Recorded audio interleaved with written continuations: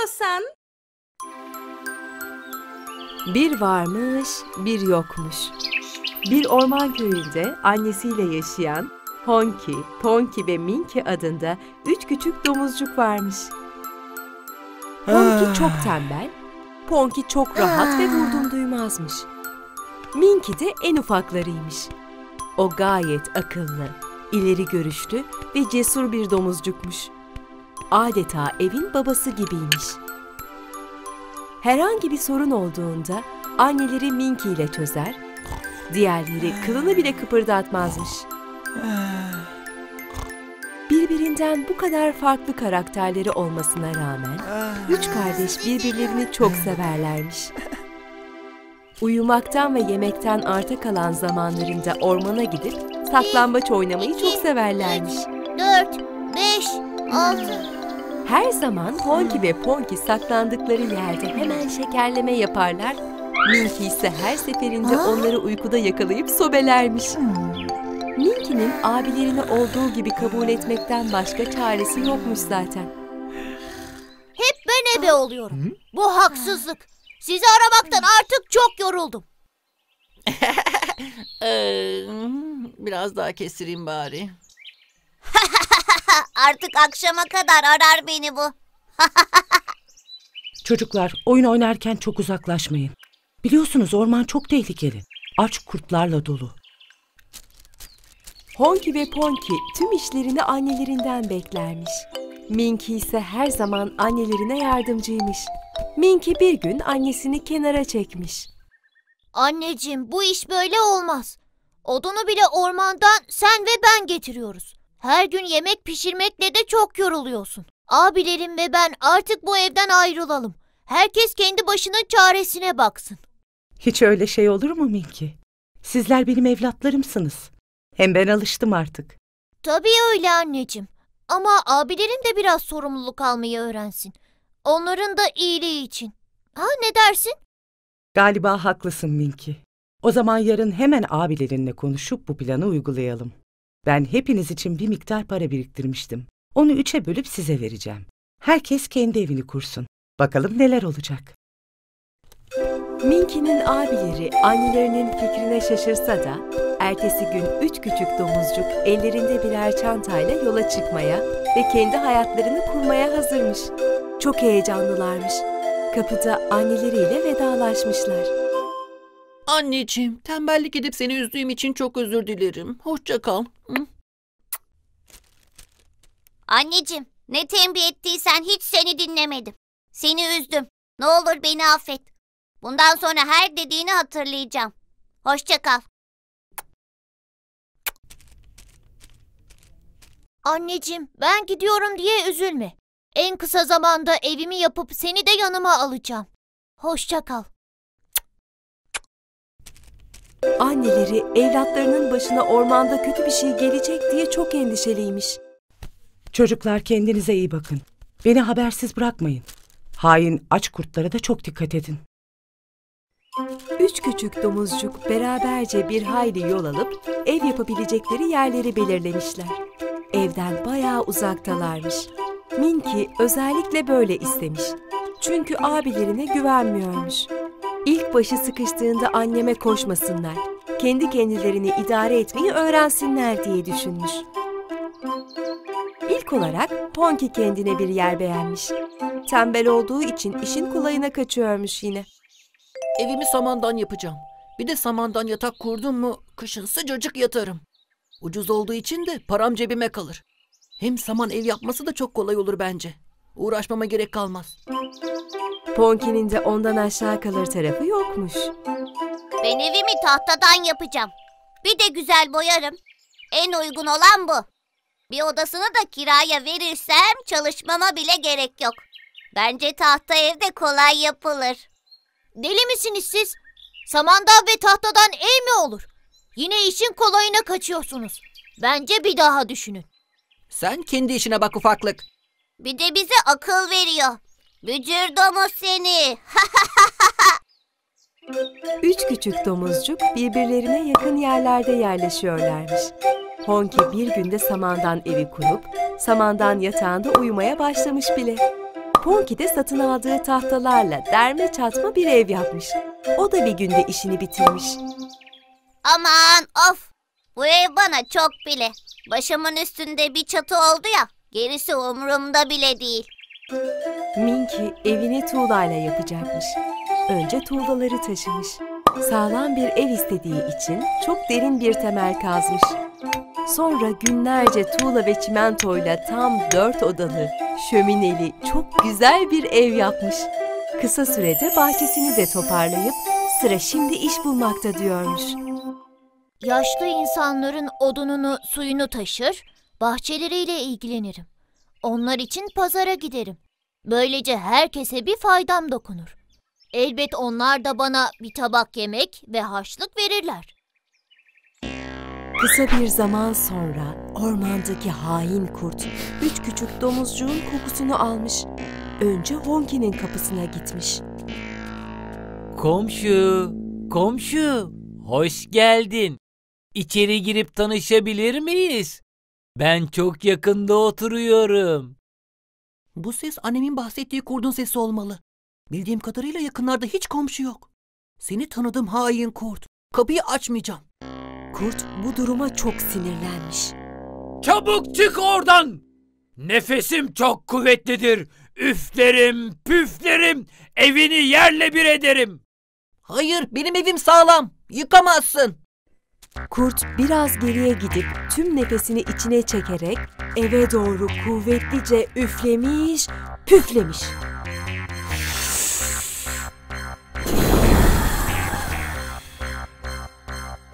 Samandan ev hemen dağılıvermiş. Honki o kargaşada hızlıca kaçıp Minki'nin evine gelmiş. Minki kurt kapıma geldi ve evimi darmadağın etti. Ben de sana kaçtım. Sanırım şimdi de Ponki'ye gidiyor. Çabuk kapıyı kapat. Eyvah! Hemen arayıp haber verelim o zaman. Alo Ponki, çabuk evden kaç. Kurt sana geliyor. Alo, Minki sen misin? Aman, üzüldüğün şeye bak. Benim evim sağlam.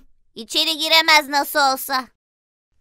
Gerçekten kurt Honki'yi yakalayamayınca Ponki'nin evine doğru yol almış. Hu, evde kimse var mı? Küçük kardeşinden sana bir hediye getirdim küçük domuzcuk. Kapıyı aç, içeri gireyim konuşalım. O uyumaktan vakit bulup bana hediye yollamaz. Ayrıca biraz önce arayıp haber verdiler. Seni şapşal kurt seni. Kapıyı açmıyorum. Şimdi çek git buradan. Açmıyor musun? Peki. Nefesim çok kuvvetlidir. Üflerim, püflerim, evini yerle bir ederim. Buradan da eli boş dönmek istemeyen koca hain kurt eve bir iki tekme savurmuş. Zaten derme çatma yapılan ev bir de üstüne hızlıca üfleyip püfleyince yerli bir olmuş. Ponki de o anki karmaşadan faydalanıp soluğu Minki'nin evinde almış. Aç kapıyı çabuk Minki. Beni kurt yakalayacak. Lütfen çabuk ol. Minki ikinci abisini de eve almış. Üçü de korkudan tir tir titriyorlarmış. Üç kardeş oturup düşünmeye başlamışlar. Bence şimdi sıra sende Minki. Kesin buraya doğru geliyordur. Evet bence de. Bu hain kurttan sonsuza dek kurtulmamız lazım. Ama nasıl? Üç domuzcuk hemen bir plan yapmışlar ve kurdu beklemeye başlamışlar. Kurt Minki'nin evine gelince yine kapıdan seslenmiş. Üçünüzün de orada olduğunu biliyorum. Güzellikle çıkın, yoksa üflerim, püflerim, bu evi de yerle bir ederim. Hadi ne duruyorsun? Yıkabilirsen yık da görelim. Geri dön git ve bizi rahat bırak. İyice sinirlenip kızan kurt kapıyı ve duvarları tekmelemeye başlamış. Kapıda tam 3 tane kilit varmış. Ama üç kardeş yine de korkudan birbirlerine sarılmış kapıya doğru bakıyorlarmış. Kurt tekmelemiş, üflemiş, püflemiş ama hiçbirisi Minki'nin evini dağıtamamış. Kurdun aklına bir fikir gelmiş. Eve bacadan girecekmiş. Bir merdiven dayayarak evin çatısına çıkmış. Zar zor bacaya sığmış ve kendini aşağı bırakmış. Üç küçük domuzcuk bu anı bekliyormuş. Hemen şömineyi yakıp seyretmeye başlamışlar. Kurt önceden bacada duman görmediği için aşağıdaki ateşi de hiç hesaba katmamış. Dimdik ve hızla ateşe düşünce her tarafı yanmış. Canı öyle acımış ki aynı hızla bacadan yukarıya jet gibi fırlamış. İmdat! Yanıyorum! İmdat! Üç kardeş sevinçle sarılıp birbirlerini öperek kurttan kurtulmalarını kutlamışlar. Nihayet artık kurdun sonu geldi. Bir daha asla geri gelmez. Şimdi sıra annemizi de yanımıza almaya geldi. Evim çok büyük ve hepimize birer oda var. Onu çok özledim. Ya siz? Özlemez miyim? Artık hiç tembellik yapmayacağım. Alışveriş görevi bundan sonra bende. Ben de çok özledim. Ben de bahçe işleriyle ilgileneceğim bundan sonra. Sebze meyve yetiştirip annemize yardımcı olacağım. Evet, artık hepimiz işlerin bir ucundan tutup annemizi rahat ettirmeliyiz. Ayrıca birlikte başka komşulara da yardım edebiliriz. Böylece Honki ve Ponki çok değişmiş. Akıllı Minki herkese örnek olmuş. Bu güzel sonla annelerini de yanlarına alıp hep birlikte mutlu bir şekilde hayatı paylaşarak yaşamışlar. Bir varmış bir yokmuş. Evvel zaman içinde, kalbur zaman içinde, çok eskiden uzak bir ülkede bir kral yaşarmış. Bu kralın tam 12 tane kızı varmış. Bunların hepsi birbirinden güzel, birbirinden sevimliymiş. Kral onların saraydan dışarıya çıkmalarına izin vermiyormuş. Sadece bahçede dolaşabiliyorlarmış. Kral ve kızları normal bir hayat sürerken bir sabah babalarına günaydın diyerek kahvaltıya oturduklarında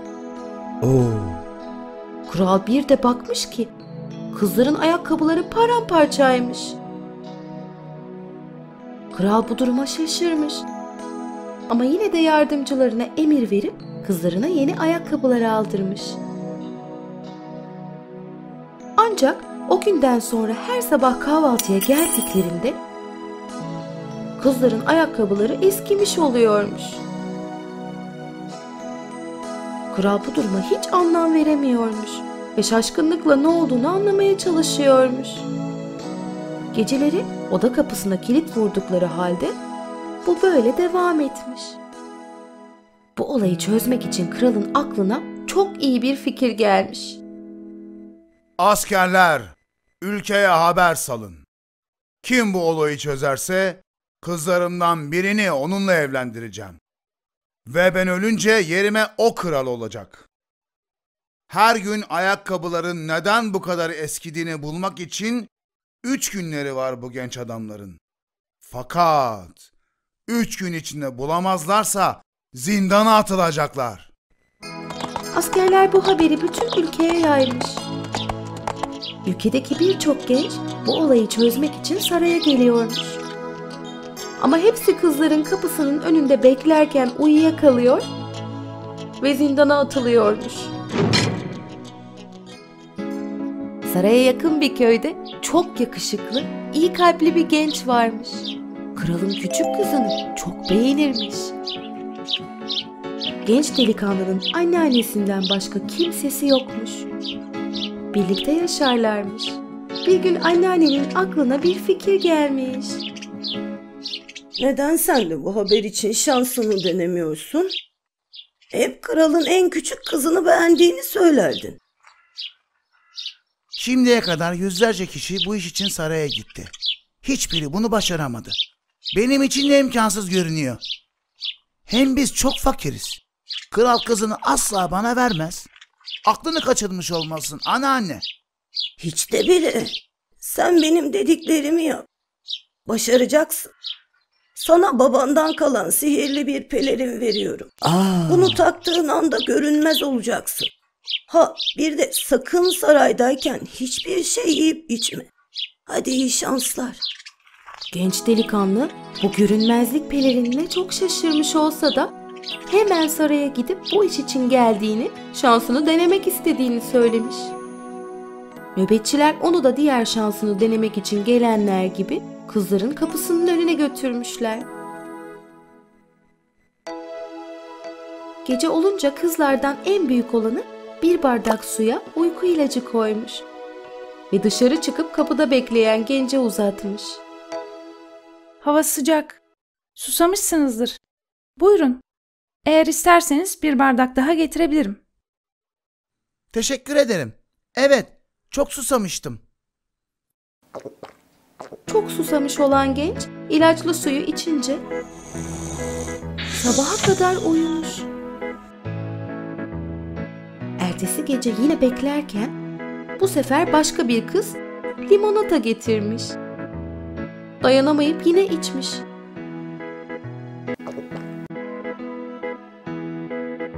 Kendisine ayrılan odaya gidip horul horul uyumuş. Sabah uyandığında Ne kadar aptalım. Nasıl da bu kızlara inandım.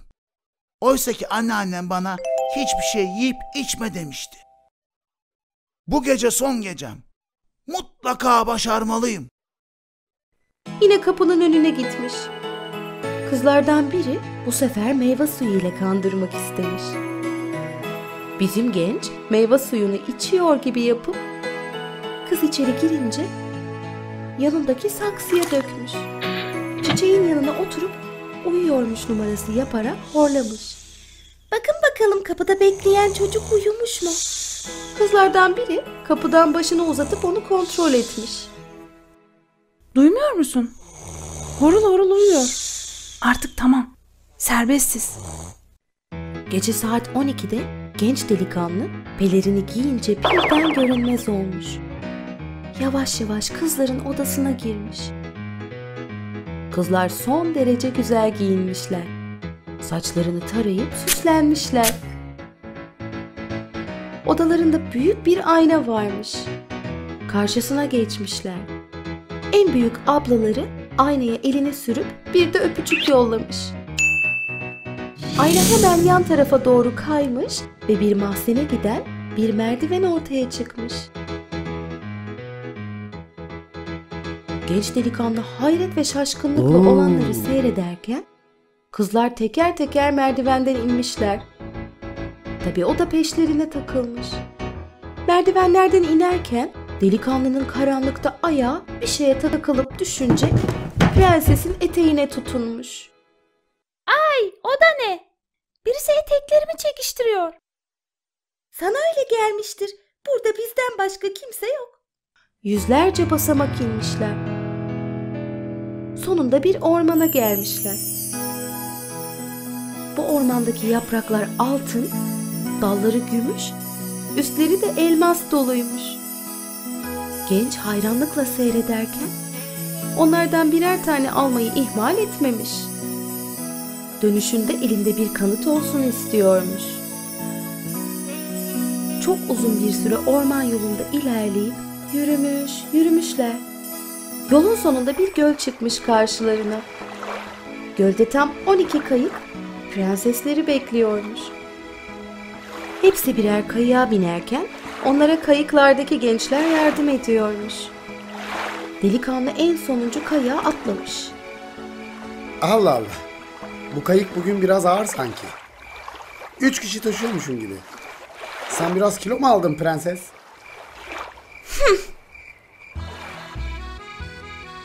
Gölün karşı kıyısında görkemli, ışıklar içinde bir saray görünmüş. Müzik sesleri her yerden duyuluyormuş. Hepsi birlikte içeri girmişler. Kızlar çılgınlar gibi kavalyeleriyle dans etmişler. Sarayın tüm bardakları kristal, çatal kaşıkları gümüştenmiş. Genç delikanlı gördüğü bu şahane şeyleri seyrederken bir parça pasta yiyip biraz su içmek istemiş.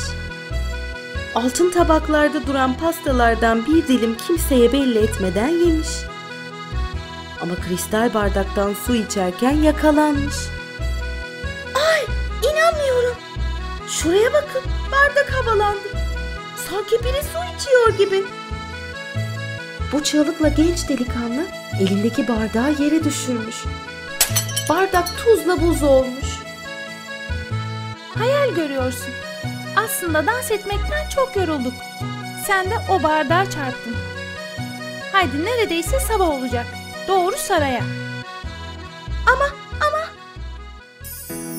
Kızların artık saraya dönmesi gerekiyormuş. En büyük abla kardeşlerini toplamış. Aynı yollardan genç adamla birlikte geçerek saraya dönmüşler. Genç adam nihayet ayakkabılarının sırrını çözdüğü için çok mutluymuş. Derhal kralın huzuruna çıkmış. Majesteleri, sizi saygıyla selamlıyorum. Ayakkabıların neden bir günde eskidiğini öğrendim saygıdeğer kralım. Kızlarınız her gün gizli bir geçitten geçerek sihirli bir ormana gidiyorlar. Oradan da başka bir saraya geçip çılgınlar gibi dans ediyorlar. Ayakkabıları da bu yüzden eskiyor ve parçalanıyor. Zavallı kral bu duruma çok şaşırmış ve inanmak istememiş. Bugün senin son günündü. Zindana gitmemek için yalan söylemediğini ne bileyim. Efendim, yanında bir sürü kanıt var. Gümüş bir dal, altın bir yaprak, elmas bir meyve ve kristal bir bardak. Kral gördükleri karşısında çok şaşırmış. Ama bu sır çözüldüğü için de keyfi yerine gelmiş. Genç adamla beraber kızların gittiği yerlere tekrar gidip onun doğru söylediğini kendi gözleriyle de görmüş. Evet, haklıymışsın. Söyle bakalım, hangi kızınla evlenmek istiyorsun? Majesteleri, küçük kızınız da kabul ederse onunla evlenmek isterim. Tabii siz de uygun görürseniz. Genç adam ve küçük prenses evlenip bir ömür mutlu yaşamışlar. Delikanlı anneannesini saraya aldırmış. Her şeyi aslında ona borçluymuş. Diğer kızlar bu işten pek memnun olmasalar da bir daha izinsiz hiçbir yere gitmeyeceklerine söz vermişler. Bir varmış bir yokmuş. Evvel zaman içinde çok varlıklı bir tüccar varmış. Zenginliğinin hesabını bile bilmezmiş. Bu tüccarın 3 tane de kızı varmış. 2 tanesi bencil, tembel ve kötü kalpli. 3. ise bir o kadar terbiyeli, fedakar ve sevgi doluymuş. Pırıl pırıl kumral saçları ve yemyeşil gözleriyle hem güzel hem iyi huylu olduğu için babası ona sadece güzel dermiş. Güzel babasına hiç kıyamaz, onu hiç üzmek istemezmiş. Diğer kardeşlerin ise işleri güçleri para, elbise ve mücevhermiş. Bu yüzden babası en çok güzeli severmiş. Güzel bir gece rüyasında çok yakışıklı, uzun boylu, simsiyah saçlı bir prens görmüş. Kendisi güzel bir tuvalet giymiş. Prensle dans ediyorlarmış. Dansın sonunda prens ona kırmızı bir gül hediye ediyormuş. Uyandığında hala rüyanın etkisinde gülümseyip kendi kendine dans ediyormuş. Diğer 2 kardeş de şaşkınlık ve kıskançlık içinde onu seyrediyorlarmış. Günler günleri kovalamış ve güzelin babası bir gün çok kötü bir haber almış.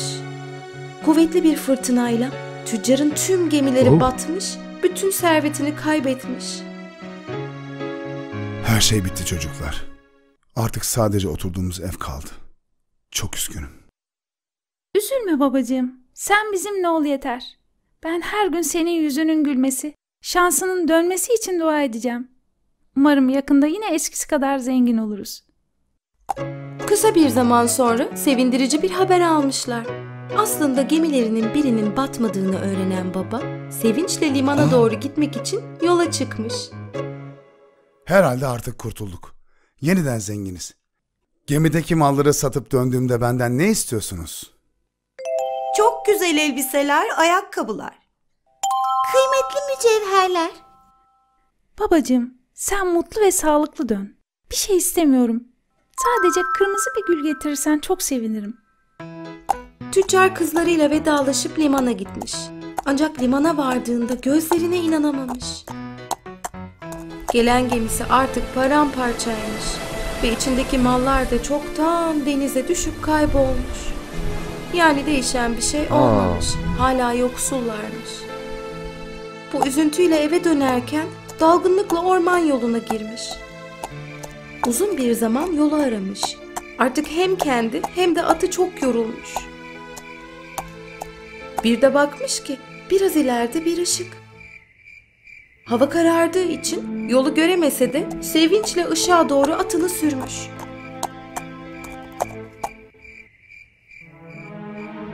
Karşısına görkemli bir saray çıkmış. Her tarafında ışıkları yanan, kocaman bahçesi olan bir saraymış. Biraz da esrarengiz görüntüsü varmış. Çünkü bahçe kapısına gelince kapı kendiliğinden açılmış. Uzun, ağaçlı bir yoldan geçip sarayın kapısına gelince o da kendiliğinden açılıvermiş. Tüccar hiçbir anlam veremese de içeri girmiş. İyi akşamlar. Burada kimse yok mu? Koca salonu karış karış arayıp seslenmiş. Bir de bakmış ki bir masada çeşit çeşit yemekler, tatlılar ve meyveler var. Çok acıktığı için oturup bir güzel karnını doyurmuş. Yeniden sarayın görkemli odalarını dolaşıp hayranlıkla seyredip yatacak bir yer aramış. Üst katta şahane bir yatak odası bulmuş. Artık yapacak bir şey yok. Ev sahibi gelince her şey için teşekkür edeceğim. Hemen yatağa uzanıp uyumuş. Ertesi gün gitmek üzere aşağı indiğinde bir de bakmış ki bu sefer şahane kahvaltı sofrası hazır ve onu bekliyormuş. Şansım açıldı herhalde. Taze sıkılmış meyve suyu bile var. Ama artık gitmem gerek. Sizi göremediysem bile çok teşekkürler. Hoşça kalın.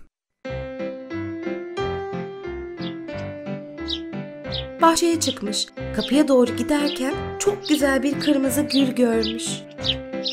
Hatıra olarak bu gülü de kızıma götüreyim.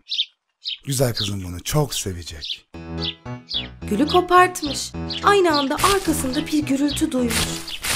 Dönüp bakınca gördüğü bir canavarmış. Uzun, siyah, kıllı kıllı elleri, kocaman ağzı ve gözleri, sipsivri dişleri olan korkunç görünüşlü bir canavarmış. Senin rahat etmen için her türlü hizmeti yaptım. Buna karşılık izinsiz çiçek kopartmaya utanmıyor musun? Özür dilerim efendim. Kötü bir niyetim yoktu. 3 kızım var. Onlardan biri benden gül istedi. Kızım için koparttım. Beni affedin. Demek 3 tane kızın var. Evet efendim. Pekala. O zaman tek şartla seni affederim. Kızlarından biri bana gelip isteyerek benimle kalacak. Eğer gelen olmazsa seni kötü bir şekilde cezalandıracağım. Al bakalım. Sana en hızlı atımı veriyorum. 1 hafta içinde birlikte gelirsiniz. Aksi takdirde küstahlığının bedelini ödersin. Canını kurtarmak isteyen tüccar o ata binip çabucak evine gitmiş. Olan biteni kızlarına anlatmış. Hanginiz oraya benimle geleceksiniz? Ben canavarla birlikte yaşayamam. Tek suçlu Güzeldir. O gitmeli. Evet, onun yüzünden babam canavarın eline düştü. O gitsin.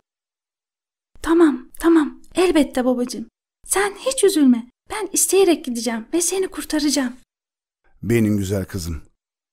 Benim yüzümden gidiyorsun. Çok üzgünüm. Üzülme babacığım. Her şey hallolacak. Saraya vardıklarında yine aynı şeyler olmuş. Şöminedeki ateş yanıyor, masa yemeklerle dolu, etraf pırıl pırıl ışıklıymış. Uzun yolculuktan sonra acıktıkları için hemen sofraya oturup yemeklerini yemişler. Çok geçmeden canavar merdivenlerden inerken İyi akşamlar. Hoş geldiniz. Adım Çirkin. Benimle burada kalacak mısın? Evet efendim. O gülü ben istemiştim. Babamın bir suçu yok. O sadece bana bir hediye getirmek istemişti. O halde yarın baban gidecek. Sen de burada kalacak ve bana arkadaşlık edeceksin. ertesi gün babasıyla vedalaşmışlar. Seni çok özleyeceğim. Beni affet kızım. Ben de seni. Merak etme lütfen. Sen kendine iyi bak. El sallayarak bahçe kapısından babasını yolcu etmiş. Günler böylece geçip gidiyormuş.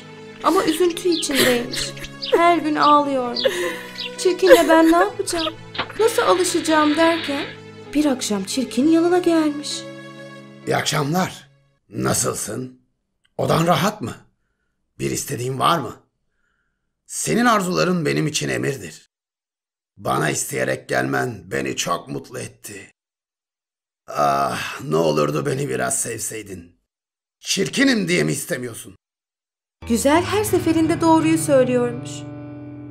Seni sevmiyorum ama alıştım. Gör bak, bir gün kendimi sana sevdireceğim. Bir gün yüzümün çirkinliğini değil, kalbimin güzelliğini göreceksin.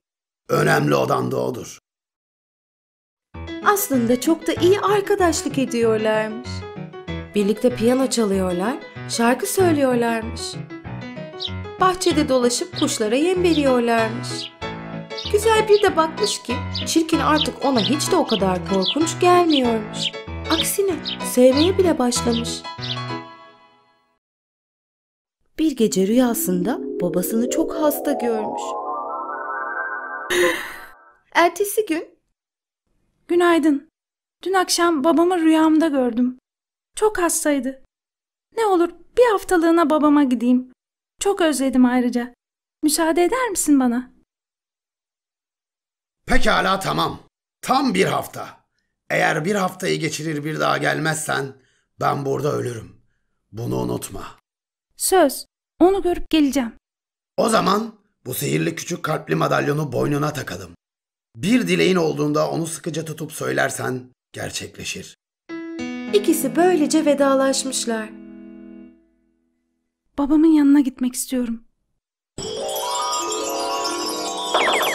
Çabucak babasının evine gitmiş. Babası onu görünce çok sevinmiş. Artık kendini daha iyi hissediyormuş. Seni ne kadar çok özledim güzel kızım. Ben de seni çok özledim babacığım. Kardeşleri bir türlü ne olduğunu, nasıl çabucak gelebildiğini anlamamışlar. Güzel'i hala kıskanıyorlarmış. Güzel, babasına her şeyi anlatmış. Artık mutlu olduğunu, üzülmemesini söylemiş. Bir haftadır babasındaymış. Zamanın nasıl geçtiğini anlamamış.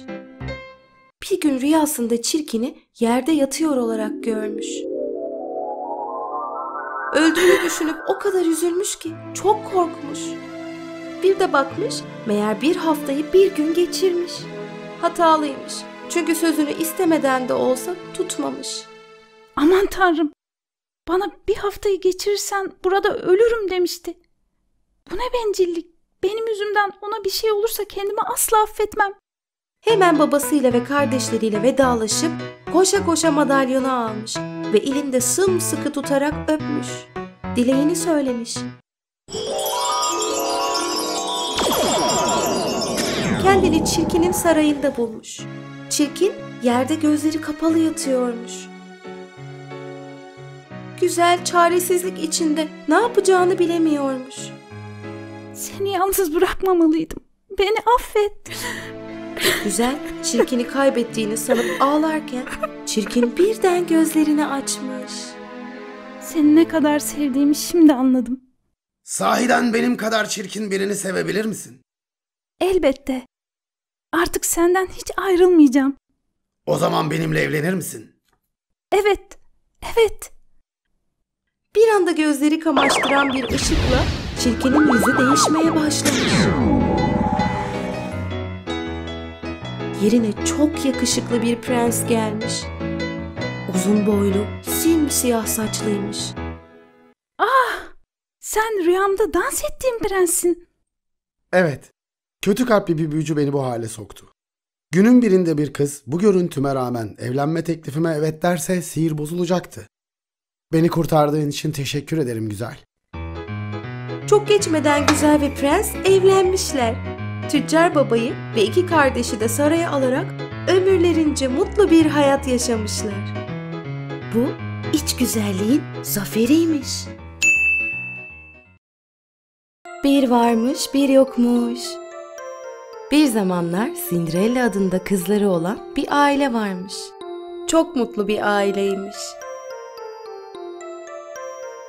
Fakat iyi kalpli anneleri aniden ölünce mutlulukları son bulmuş.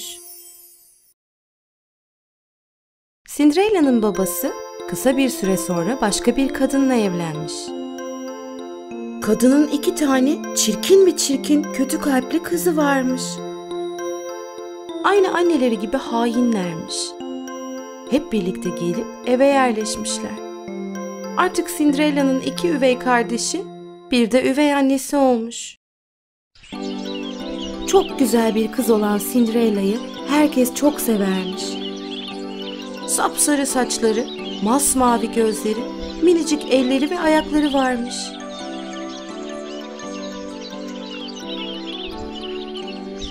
Çevresinde herkese yardımcı olan, lezzetli yemekler pişiren, çiçekleri ve hayvanları da unutmayıp koruyan bir kızmış. Üvey kız kardeşlerinin kıskançlıklarıyla hayatı cehenneme dönmüş. Evin tüm işlerini ona yaptırıyorlar, onu hizmetçi olarak kullanıyorlarmış. Tek arkadaşı tekir bir kediymiş. İşi bitince onu kucağına alır, ocağın kenarına oturup onunla dertleşirmiş. Kedisine annesini çok özlediğini anlatıp dururmuş.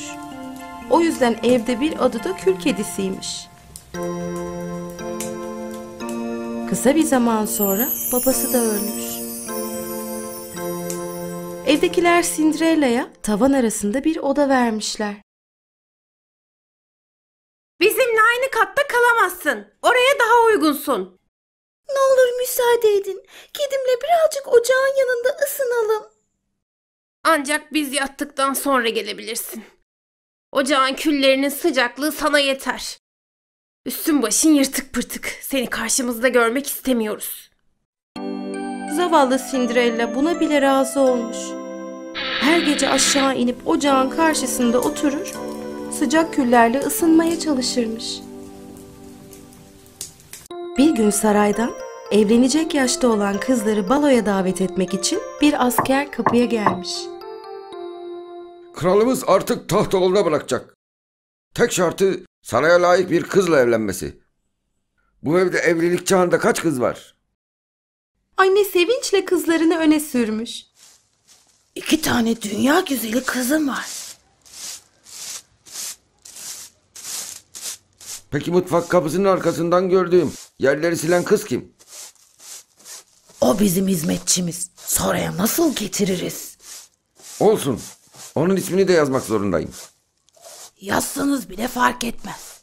Onun ne kıyafeti ne ayakkabısı var. Buyurun yazın.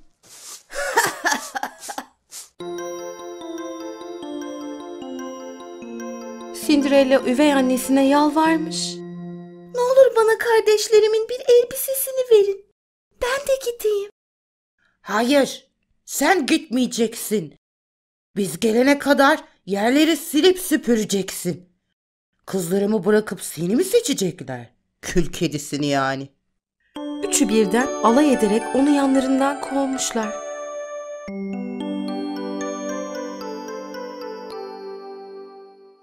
Nihayet balonun yapılacağı gün gelmiş çatmış. Hepsi süspüs içinde baloya gitmişler. Cinderella üzüntüden ağlamaya başlamış. Tam o sırada ışıl ışıl parlayan bir peri kızı Cinderella'nın yanında belirmiş. Üzülme. Seni baloya yetiştireceğim. Sen de kimsin? Ben iyi kalpli kızların yardımcısı bir periyim. Annem beni sana yardımcı olmam için gönderdi. O gökyüzünde bile seninle birlikte. Hadi işe koyulalım. Bana çok büyük bir bal kabağı ve 6 tane fare bul. Kül kedisi perinin dediğini hemen yapmış. Bal kabağını getirmiş. Odasındaki farelerle de zaten arkadaşmış. Onlar da koşa koşa gelmişler.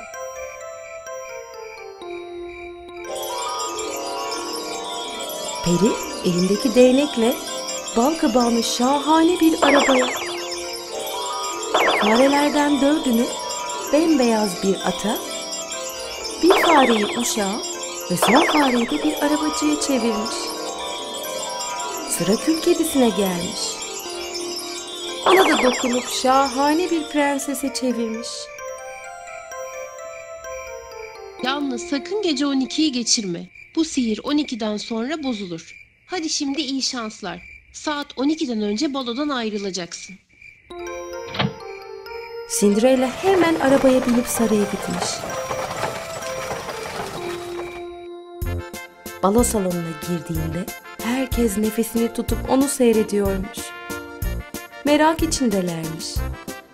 Mutlaka bir ülkenin prensesidir. Bu kadar güzel bir arabayla ve mücevherlerle gelen başka kim olabilir ki diye düşünüyorlarmış. Prens de Cinderella'yı görünce hemen yanına gelmiş. Hoş geldin asil prensesim. Benimle dans eder misin? Memnuniyetle Prens Hazretleri. Göz göze geldikleri andan itibaren birbirlerini çok sevmişler. Prens bütün gece Cinderella ile dans etmiş. Kral ve kraliçe de Cinderella'yı çok beğenmişler. Tam bize, sarayımıza yakışır bir kız bu. Hem asil hem güzel. Gelinimizi bulduk. Balodaki diğer kızlar ve üvey kardeşler ile üvey annesi kıskançlıktan çatlayıp patlayıp somurtuyorlarmış. Nereden geldin? Nerede oturuyorsun? İsmin nedir? Zaman hızla akıp geçmiş. Saatin 12'ye yaklaştığını gören Cinderella aniden prensten ayrılıp kaçmaya başlamış. Sarayın merdivenlerinden inerken kristal ayakkabısının teki merdivenlerde kalmış. Ama o kadar acelesi varmış ki ayakkabısının çıkan tekini alamamış ve hemen arabasına binip eve gitmiş. Tam saat 12'de her şey eski haline dönmüş. Sarayda Cinderella'nın ardından koşan prens çok şaşkınmış. Onu yakalayamamış. Ama merdivenlerde kalan kristal ayakkabıyı bulmuş. Cinderella eve girdiğinde gördüğü manzarayla da çok şaşkınmış. Ev pırıl pırıl temizlenmiş. Ocakta sıcacık bir çorba bile varmış. Peri kızı bunu da halletmiş. Cinderella odasına gittiğinde çok üzgünmüş. Şimdi ne olacak? Prensi bir daha göremeyeceğim. Üzülme, her şey yoluna girecek. Bu sırada prensin aklı fikri balodan hızla kaçan güzel kızdaymış. Onu bulmak zorundayım. Benim kraliçem o kızdan başkası olmayacak. Yarın tüm şehirdeki baloya katılan kızların ayağına giydireceğim bu ayakkabıyı. Eğer birinin ayağına olursa o kız kraliçemdir. Ertesi gün askerler kapı kapı dolaşıp baloya katılan kızlara ayakkabıyı giydirmeye başlamışlar. Herkes heyecan içinde ayağına giymeye çalışsa da kimseye bir türlü olmuyormuş. Nihayet sıra Cinderella'nın olduğu eve gelmiş. Herkes heyecan içindeymiş. Üvey kardeşler saatlerce ayaklarını kremlerle ovuyorlar, masaj yaparak küçültmeye çalışıyorlarmış. Cinderella'yı da tavan arasına kilitlemişler. Askerler iki kıza da ayakkabıyı denetmiş. Ama ikisine de uymamış.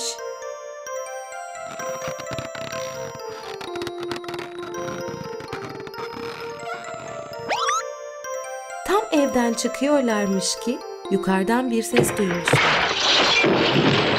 Cinderella'nın kedisi bir dolap devirerek dikkatlerini çekmeyi başarmış. Bu ses ne? Kim var yukarıda? Evin kedisi. Kimse yok. Bu sesi bir kedi çıkaramaz. Yalan söyleme. Hemen yukarı çıkıp bakalım. Kilitli odadan Cinderella'yı çıkarıp hemen ona da ayakkabıyı denetmek için giydirmişler. Ayakkabı şıp diye olmuş.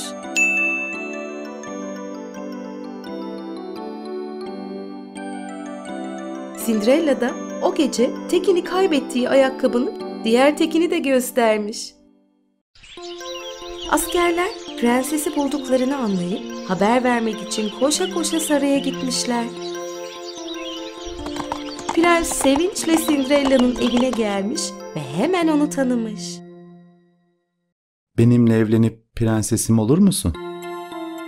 Evet cevabını alan prens onu hemen saraya götürmüş. Cinderella tüm başından geçenleri prense anlatmış. 40 gün, 40 gece süren bir düğünle evlenmişler. Cinderella'nın ilk işi tekir kedisini de saraya aldırmak olmuş. Bir ömür boyu mutluluk içinde yaşamışlar. İyilik perisi de her zaman onların yanında olmuş.